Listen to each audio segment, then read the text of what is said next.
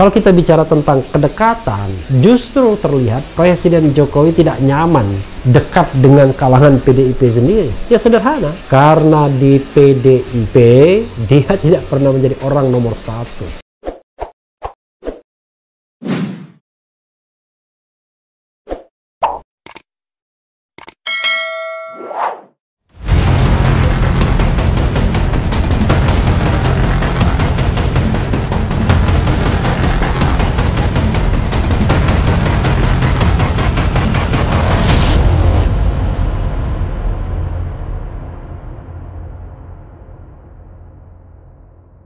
Assalamualaikum warahmatullahi wabarakatuh, Sobat RH sekalian.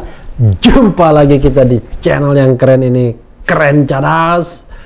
Nah, kali ini saya mau menguber sesuatu yang menarik. Ini juga sudah menjadi spekulasi lama sesungguhnya, yang terkait dengan hubungan Jokowi, Presiden Joko Widodo dengan Megawati Soekarno Putri atau PDIP. Ini ada berita menarik dari idtoday.co. Judulnya adalah tanda-tanda Jokowi bakal meninggalkan PDIP. Luar biasa ya. Manuvernya sudah kelihatan. Oke, kita bacakan ya. ID Today News. Kesan Presiden Joko Widodo perlahan-lahan ingin meninggalkan PDI Perjuangan mencuat. Publik mengindikasikan Jokowi akan meninggalkan Banteng lantaran tak banyak melibatkan kader PDI Perjuangan dalam kebijakan Presiden. Salah satu yang tampak yakni dalam pembentukan Komite Pemulihan Ekonomi Nasional dan juga Satgas Penanganan COVID-19. Indikasinya tak ada satupun nama kader PDI Perjuangan muncul. Selama ini lebih banyak kader dari Partai Golkar dan juga profesional seperti Erick Thohir dan orang-orangnya ya. Ketua Dewan Pembina Pusat Studi Politik dan Keamanan Puspolkam Indonesia, Faisal Jaya Daily. Ini bukan Jaya Daily mantan PDIP dulu, bukan ya. Menyampaikan tidak menutup kemungkinan adanya indikasi tersebut. Oh, itu Firman Jaya Daily ya, atau bersaudara atau enggak ini ya. Bisa jadi ada, dan itu bisa dilacak karena sekarang dengan alam keterbukaan, apalagi dengan peran media yang sangat kuat, ucap Firman lah. Tadi Faisal, ini Firman. Selasa 27 Oktober Firman mengatakan lah, ini Firman, tadi Faisal ya, berarti Firman Jaya Daily, betul. Firman mengatakan dengan adanya keterbukaan di ruang publik dengan sejumlah platform media massa banyak dan kuat. Ditambahkan Firman, saat ini publik bisa melihat langsung dan menilai secara sungguh-sungguh indikasi adanya lingkungan pemerintahan yang mencoba untuk melakukan upaya manuver politik guna kepentingan pribadi maupun kelompok. Apakah ada di antara staf pembantu misalnya Presiden yang melakukan gerakan itu? Imbuhnya disinggung mengenai siapa tokoh yang sengaja melakukan kudeta kepada Presiden. Ada kudeta juga. Firman mengatakan agar masyarakat tenang. Jadi memang ini untuk kita dengar sajalah, supaya kita bisa hidup ini menjadi tenang, riang, gembira, jangan terlalu tandasnya. Maksudnya apa?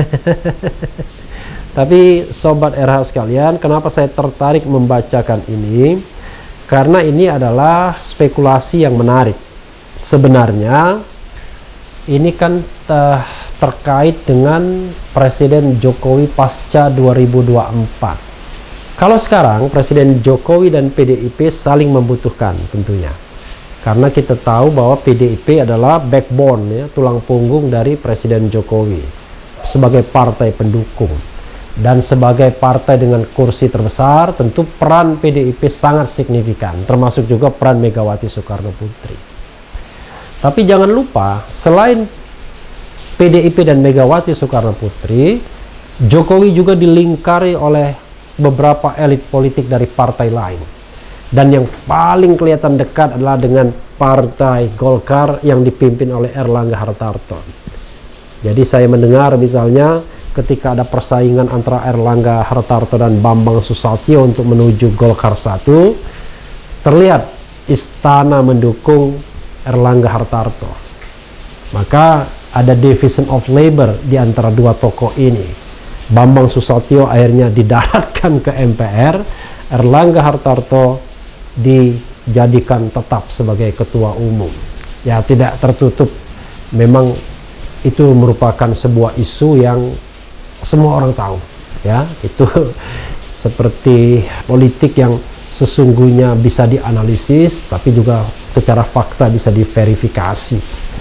Nah, kedekatan itu yang menyebabkan banyak kebijakan pemerintahan yang sepertinya digodok oleh Kementerian Perekonomian yang digawangi oleh Erlangga Hartarto. Kita ingat dulu, ada kartu prakerja dengan gelontoran uang 5, sekian triliun yang banyak diprotes karena melibatkan 8 startup, dan itu dianggap hitung-hitungannya luar biasa. Bukan melibatkan Kementerian Tenaga Kerja, tapi justru leading sektornya adalah Kementerian Perekonomian, koordinator yang secara teoritis harusnya hanya mengkoordinasikan kegiatan-kegiatan teknis di kementerian yang menjadi katakanlah bawahannya, yang dikoordinir oleh Menko Perekonomian ini.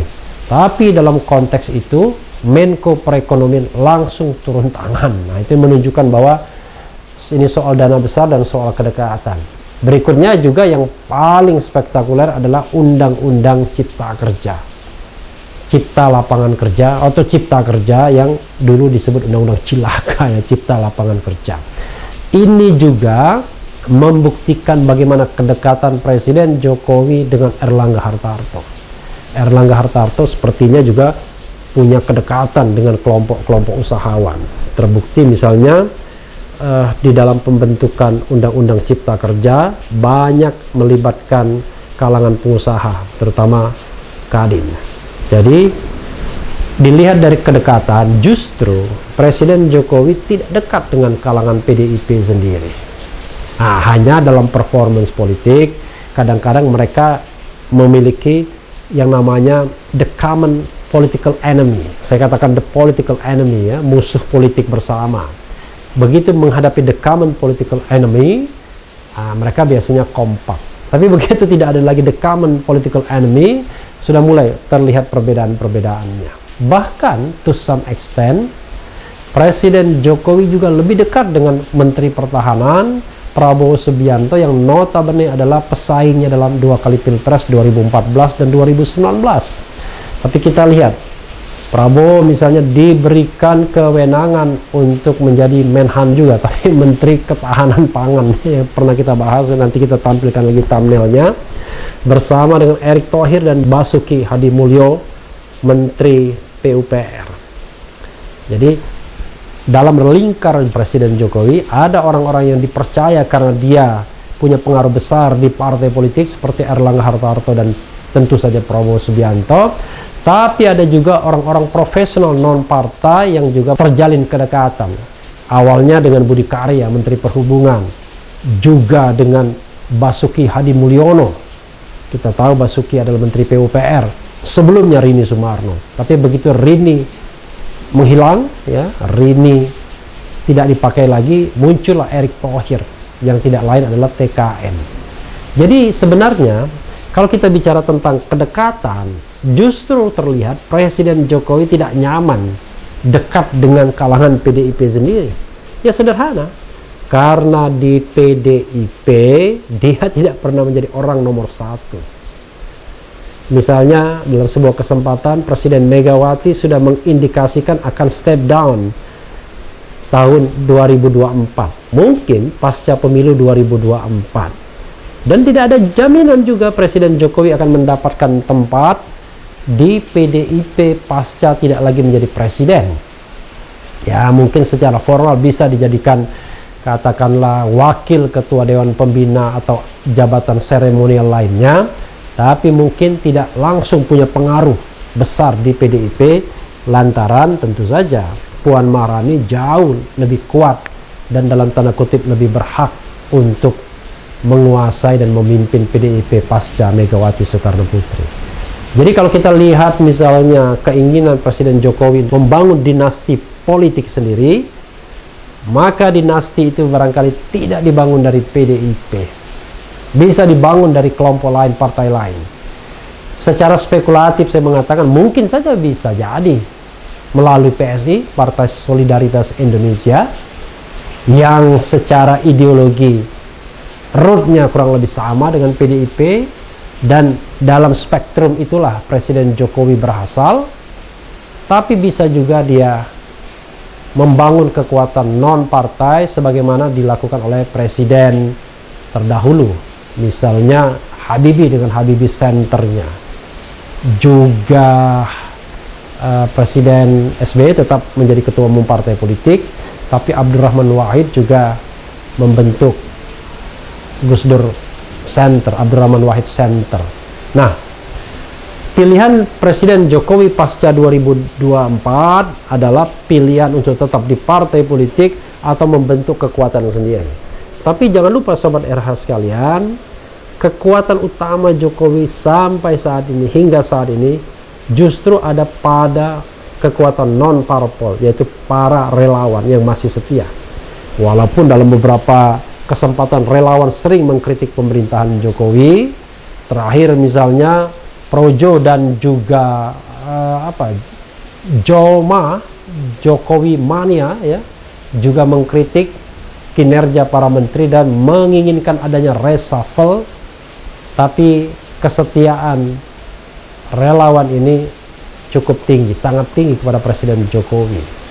Jadi bisa jadi kekuatan inilah yang akan digunakan bagi Presiden Jokowi untuk membuat jalur sendiri, jalur politik sendiri. Apalagi usianya masih sangat muda. Dan kita tahu bahwa tahun 2024 Presiden Jokowi baru berusia di awal 60-an, usia yang sangat muda untuk step down, untuk resign dari politik. Jadi sangat mungkin ada ambisi-ambisi politik lainnya, sebagaimana SBY misalnya setelah step down sebagai presiden, dia tetap memimpin partai politik. Hal yang sama terjadi dengan Megawati Soekarno Putri dalam usia yang juga sudah 70 tahun. Prabowo Subianto dalam usia 69 tahun. Mereka tetap berada di lingkar dekat kekuasaan, lingkar politik, bahkan memimpin partai politik. Presiden SBY baru menyerahkan tongkat kepemimpinannya kepada AHY. Megawati berjanji di 2024 ketika usianya sudah di atas 70 tahun. Prabowo Subianto baru terpilih kembali. Surya Paloh juga demikian. Jadi kalau untuk usia, Presiden Jokowi masih sangat muda, 60-an tahun. Dan memang konstitusi Indonesia sudah melarang Presiden Jokowi untuk mencalonkan diri lagi. Tetapi keinginan membangun dinasti politik atau arus sendiri barangkali tidak hilang. Nah, spekulasi bahwa Presiden Jokowi akan meninggalkan PDIP masuk akal. Tapi mungkin tidak sekarang ini. Mungkin menjelang Pilpres 2024, di mana konstelasi akan berubah, misalnya PDIP mencari jalannya sendiri, menunjuk atau mengajukan calonnya sendiri, tapi Presiden Jokowi bisa mencari jalan lain. Dan itu memang kalau kita kaitkan dengan Pilpres 2024, ada dua isu yang penting. Pertama adalah apakah berhasil perjuangan untuk menumbangkan presidensial threshold yang sedang saya perjuangkan di Mahkamah Konstitusi mewakili pemohon Rizal Ramli. Satu. Yang kedua adalah apakah konstelasi istana dan di luar istana akan terpelihara. Kalau tetap terpelihara, kita akan kembali pada dua calon. Tapi kalau konstelasi itu bisa berubah, ada arus atau poros ketiga, maka bukan tidak mungkin akan ada 3 calon ke depannya. Dan bisa jadi pada detik itulah, pada saat itulah Presiden Jokowi akan berbeda jalan dan berbeda haluan dengan PDIP. It could be possible, sangat mungkin terjadi. Karena yang namanya politik itu sangat dinamis. Apa yang kita yakini hari ini bisa jadi berubah di hari-hari ke depan. Tetapi ada satu hal yang ingin saya garis bawahi. Seberapapun politik itu dinamis, hal yang paling penting adalah bagaimana kita membangun sebuah sistem yang solid. Jadi sebagai orang yang bergelut di bidang hukum tata negara, saya ingin berjuang bagaimana menegakkan basis-basis nilai-nilai. Misalnya menghilangkan presidensial threshold, satu. Yang kedua adalah bagaimana kita bisa menyelenggarakan pemilu yang jujur dan adil. Tidak ada gunanya kalau kita melakukan atau melaksanakan pemilu setiap 5 tahun, tetapi pemilunya tidak jujur dan tidak adil. Kemenangan tidak ditentukan karena rakyat memilih, tetapi lebih ditentukan karena kemampuan finansial atau jaringan kekuasaan yang bekerja. Tidak ada gunanya. Secara formal kita demokrasi, tetapi secara substantif belum. Soal lain misalnya independensi penyelenggara pemilu.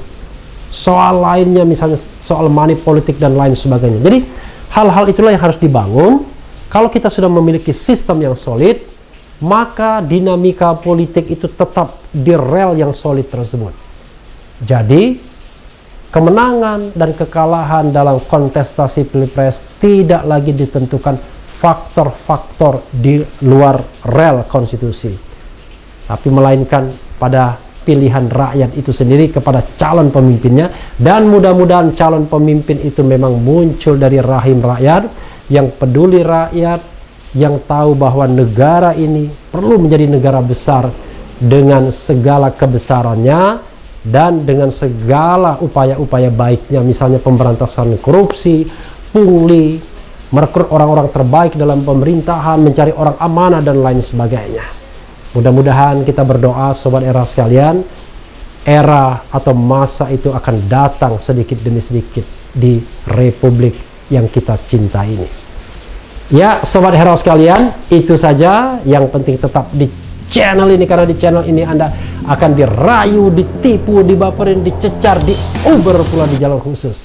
Karena channel ini adalah channel yang mengancam, memeras, dan membenci.